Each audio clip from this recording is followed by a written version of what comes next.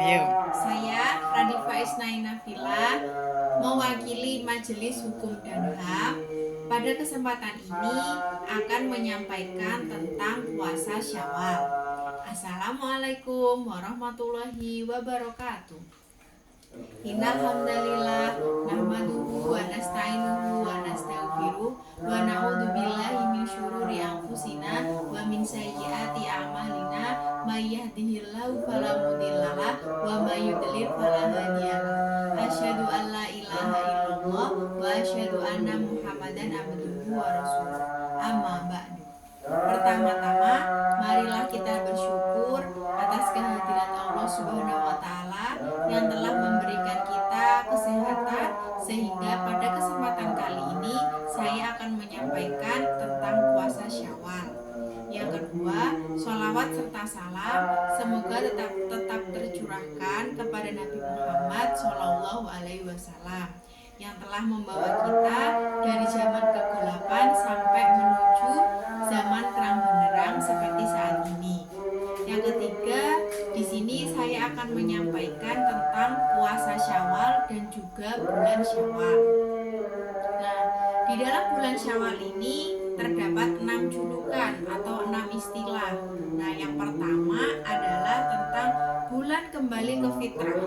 Setelah kita melaksanakan 30 hari puasa Ramadan, pada tanggal 1 Syawal kita kembali ke fitri. Makanya disebut sebagai Idul Fitri, kembali ke fitrah. Umat Islam kembali ke fitrahnya dan diampuni segala dosa-dosanya. Yang kedua, bulan takbir, di mana seluruh umat Islam di dunia ini akan bertakbir pada tanggal 1 Syawal. Nah, untuk memperingati Idul Fitri. Pada 1 Syawal, umat Islam di seluruh dunia mengumandangkan takbir. Makanya disebut sebagai bulan takbir. Yang ketiga adalah bulan silaturahmi. Nah, tentunya kita di Indonesia yang pada Idul Fitri atau bulan Syawal itu akan bersilaturahmi ke sanak saudara, orang tua, teman, kerabat, tetangga, dan lain sebagainya. Kalau pengalaman saya dulu di Mesir, yang menjadi bulan yang silaturahmi atau yang besar itu adalah Idul Adha. Namun kita di Indonesia ini itu adalah bulan Idul Fitri. Jadi liburnya lebih panjang, terus digunakan untuk bersilaturahmi, untuk mudik dan lain sebagainya. Nah, saling berkunjung ke sanak saudara, kerabat, dan tetangga untuk apa? Untuk saling bermaaf-maafan, memaafkan kesalahan selama 1 tahun ke belakang. Nah, kemudian adalah bulan yang ceria, bulan berbahagia, di mana ketika sudah 30 hari melaksanakan puasa, menahan dari lapar, menahan dari haus, menahan dari segala hawa nafsu. Nah, di tanggal 1 Syawal mereka berbahagia kembali ke fitrahnya. Umat Islam bersuka cita, mengucap syukur, saling meminta maaf, bergembira, dan memaafkan yang bersalah. Kemudian ini yang banyak di Indonesia adalah bulan menikah. Banyak yang melaksanakan pernikahan di bulan Syawal. Dipercaya sebagai bulan yang terbaik dalam melaksanakan pernikahan.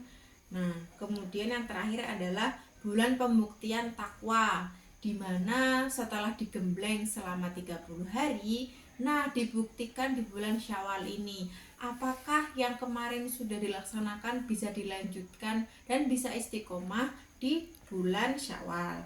Bulan Syawal merupakan bulan di mana kualitas dan kuantitas ibadah diangkat.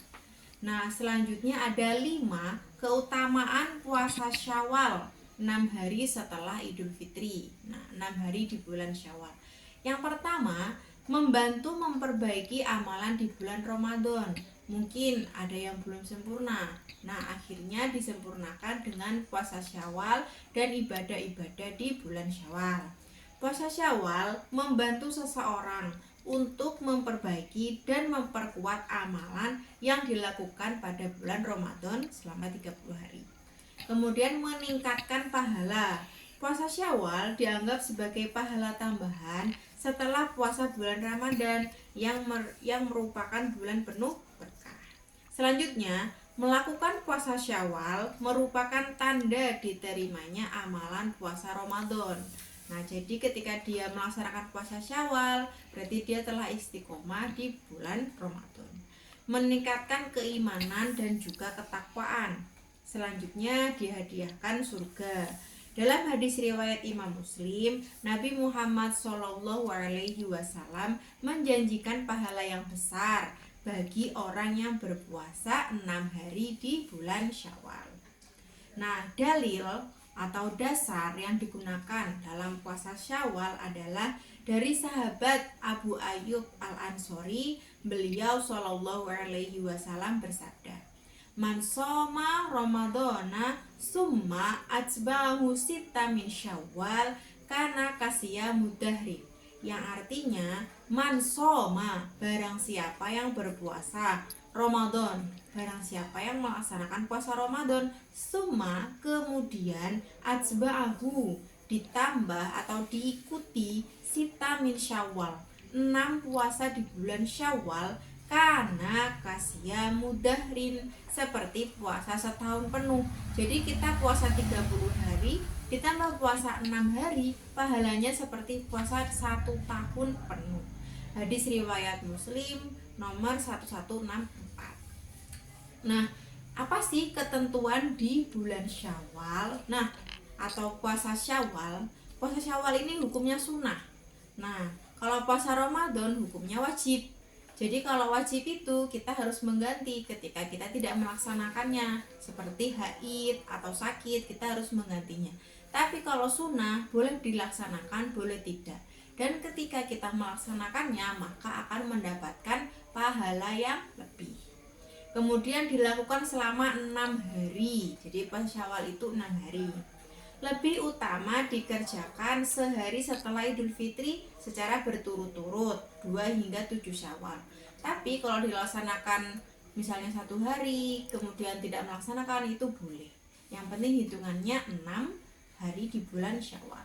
Boleh dikerjakan pada pertengahan maupun di akhir bulan. Harus mendahulukan puasa Ramadan. Jadi kalau bisa kita melaksanakan yang wajib dulu, baru yang sunnah. Namun ketika mungkin ada pertimbangan takut habis bulan Syawalnya, boleh dilaksanakan.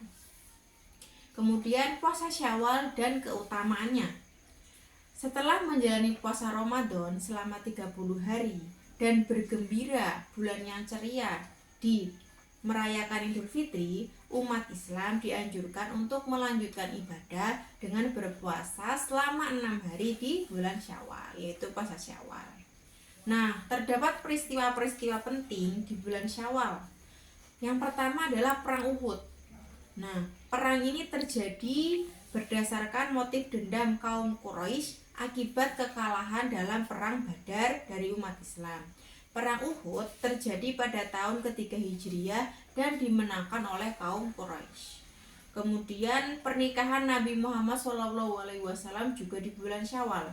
Dalam sejumlah sirah Nabi disebutkan bahwa pada bulan Syawal Rasulullah pernah melangsungkan pernikahan, yakni pernikahan dengan Sayyidah Aisyah dan Ummu Salamah.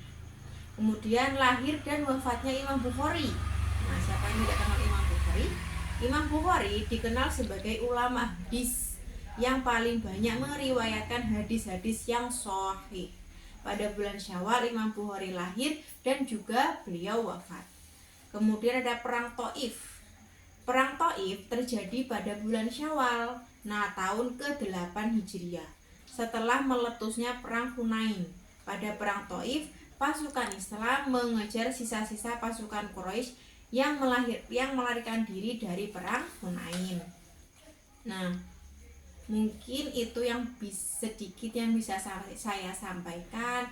Apabila terdapat kurang, saya mohon maaf. Apabila terdapat kata-kata yang kurang baik, saya juga mohon maaf. Terima kasih atas perhatiannya. Wassalamualaikum warahmatullahi wabarakatuh.